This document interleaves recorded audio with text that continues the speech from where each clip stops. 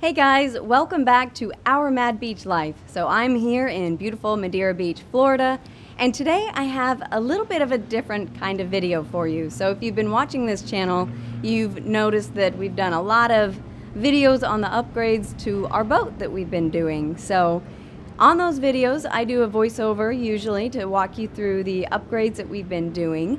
And so today, this is, I guess, a little bit of a behind-the-scenes insight into how the videos are made, because a huge part of the video is audio. So today, this is a special microphone shootout.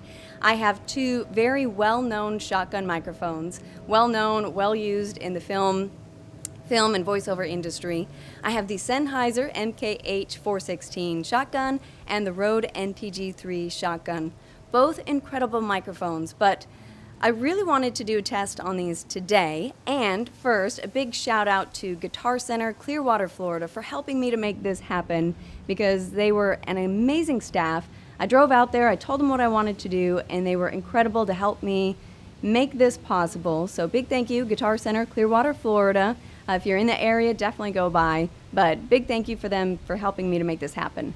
So I wanted to test these two microphones. They're well used in the industry, highly regarded, but I wanted to hear them on a female voice, and I searched YouTube and I couldn't really find that many videos. Yes, there are a ton of shootout videos between these two microphones, but not that many on a female voice. So MKH416 is the industry standard for voiceover, but I've heard a couple of very well-known, well-respected audio engineers say that the RODE NTG3 is wonderful on female voices. So I had to test them and I had to hear it for myself and really help me decide which one I want to buy. Because at the end of the day, I'm going to buy one of these microphones, but I had to hear them for myself. So I'm going to take you through a couple of use case scenarios. Right now we are outside in Madeira Beach. There's a lot of exterior noise, so there's boats going by on the bay, there's a lot of construction happening outside, there's a slight breeze, so there's some wind. So if you're a content creator, if you do a lot of video and you're interested in one of these microphones, this ought to give you a good idea of how they respond outside and how they do it rejecting all that other noise. I'm about 18 inches from both of these microphones, and I'm trying to stay right here in the center so that we can do a fair comparison. And so for the setup, I have these two microphones. The XLR cables I have are just some basic Cable Matters XLR cables. I used them because I have two that are exactly the same, so I wanted it to be a fair test with exactly the same cables. And they are plugged into my Zoom F3 field recorder, which I absolutely love, the little Zoom F3. It also doubles as an audio interface, so I use it in the booth a lot. Yes, I know how to control the gain settings. Yes, I know how to monitor all of that. But if there's one less thing I have to worry about when I'm in the booth, then why not use it? So it records in 32-bit float, and that's usually what I record in all the time, because why run the risk of clipping if you can just record 32-bit float?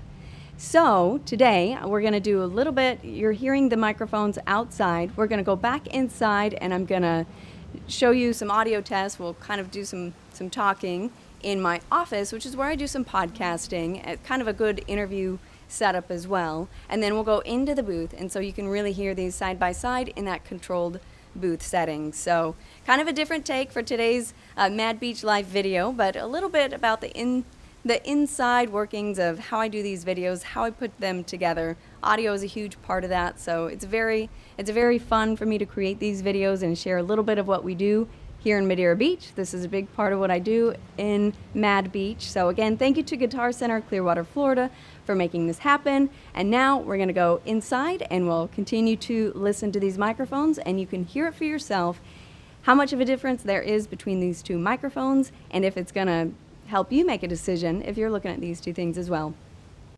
All right, so now we're in my office, so a little bit of more of a controlled setting. And to just give you an idea, my office is not completely sound treated, but it's fairly sound treated. I have a lot of acoustic panels that are on pretty much all of the walls. I have rugs on the floor. It is a hardwood floor, but I have rugs. But there's nothing on the ceiling, so I have a lot of acoustic material on the walls, a lot of acoustic panels around me, but again, nothing on the ceiling, and it's just, I would say, a moderately treated space. So I'm about 18 inches, maybe 24 inches from these microphones, set up in what I think would be perhaps like an interview type setting. So this is where I do some podcasting on occasion. I haven't been doing that much lately, but this will be a great test for me, at least, to see if I use one of these microphones for future podcasts and if I can have it set up like this. So for content creators, if you're doing videos inside in a space that's moderately treated, this might give you a good example of how these two microphones compare in an office interior room type setting that is moderately treated. So now I'm just kind of rambling so that you can hear my voice. What I'm going to do next is we'll go into the booth, and then when we're in the booth, I'll give you a little bit more of a rundown of the comparison between these two microphones. They are fairly similar in the sense that they're, ranges, and they're both shotguns and the frequencies they pick up. So I'll go into some of those details when we get into the booth, and maybe a couple of things that, from what I can tell, that set them apart from each other that might make one a better contender for your purposes versus the other. So I'm excited to see how this all sounds at the end, and excited to see what I'm going to pick as my microphone after these videos are done. So after this, we'll go into the booth, and I'll see you there. All right, so welcome back. We are now inside my vocal booth. So just to give you an idea of how my booth space is set up, this is a VO1 VocalBooth. It's a lightweight, pentagon-shaped booth with no parallel sides.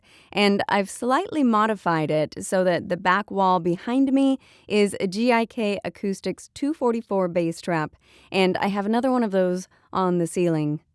So now you're hearing these two microphones in a pretty common voiceover scenario setup. I did take a sneak peek and listen to the audio from both outside and at the desk. And as a side note, I have to say that that is evidence as to why I like to be behind the camera and not in front of the camera. So pardon my bouncy shoulders, my bounciness, and lack of eye contact. So I much prefer to be heard and not seen. But anyways, my initial thoughts so far after listening to both the audio is that the RODE is definitely known to have a little bit more of that low-end boost, but I think it also gives it just a little bit more polish coming straight out of the gate. I didn't mention it earlier, but I have not done processing on either of these microphones, so the audio that you're hearing is just straight out of the microphones. So some people can say that that the RODE can sound a little bit bassy because of that low-end boost, especially on those lower voices. I can't really speak to that because I only have my voice to work with and to demo it on. So I'll just stick to using my voice and showing you what I can with these two microphones. So bottom line is, these are both really great mics, and I love hearing both of them. So I think I'm going to have a really tough decision at the end of the day, so to speak, choosing which one I'm going to keep and use going forward, which one I'm going to make my microphone. So anyways, feel free to comment if you have thoughts. So back to these microphones. The technical specs between these two are pretty similar, so we'll go over those. Both the NTG3 and the 416 tout their ability to be used in demanding outdoor environments. The 416 manual describes their microphone as an RF condenser microphone using a comparatively low RF bias voltage of less than 10 volts generated by a built-in low-noise oscillator, 8 MHz. The RF principle ensures increased operational reliability, particularly for outdoor recordings under extreme climate conditions. The RODE manual says that one of the key features of the NTG3 is its ability to withstand adverse conditions. Using a technology known as RF bias, the NTG3 is almost completely resistant to moisture, making it the only option when recording in any demanding environment where condensation is an issue. And that was taken directly from the RODE manual.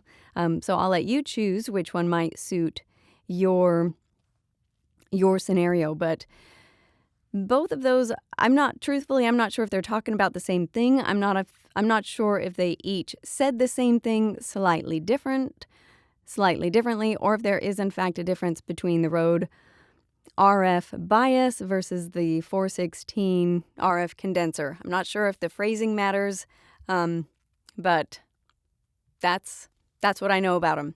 So either way, both are going to be great in an outdoor environment if that's where you're primarily going to be using these.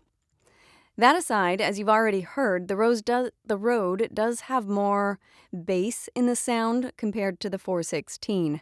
And the 416 really has low proximity, so you're not going to get that proximity effect if you lean into the microphone as opposed to the RODE or most other microphones.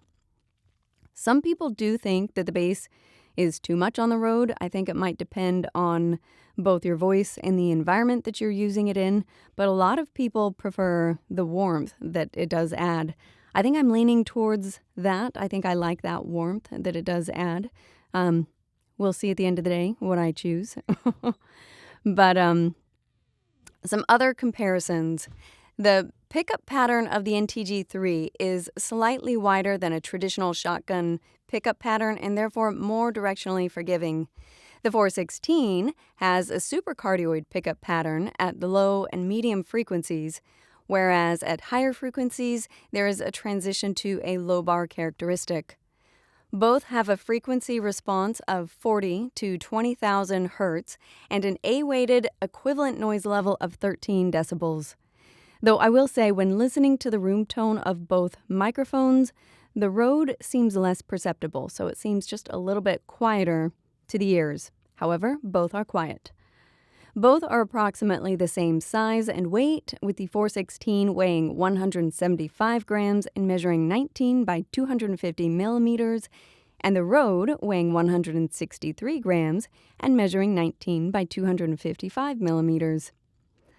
So I do a lot of audiobook and narration work in my voiceovers, so I thought I would read a short paragraph. Now, I know many audiobook narrators use the 416 microphone for all of their work, but I have also heard a couple of audio engineers steer people away from the 416 for audiobook work. What's the right answer? I'm not really sure, but I'm going to read and give you a little comparison, and you can hear it for yourself. Allegra Sheridan's breath fogged the mirror in the cottage's small, outdated bathroom as she stared at her reflection. She closed her eyes and sighed heavily. She hardly recognized herself.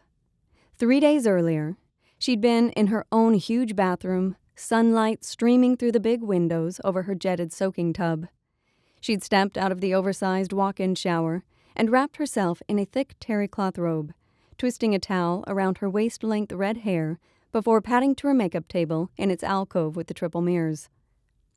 So, I think that's it for today. I think that's it for the shootout. Again, I want to say a big thank you to Guitar Center, Clearwater, Florida, for helping me to make this happen. Very grateful to them. Great people. Again, if you're in Florida, in the area, Guitar Center, Clearwater, Florida is the place to go.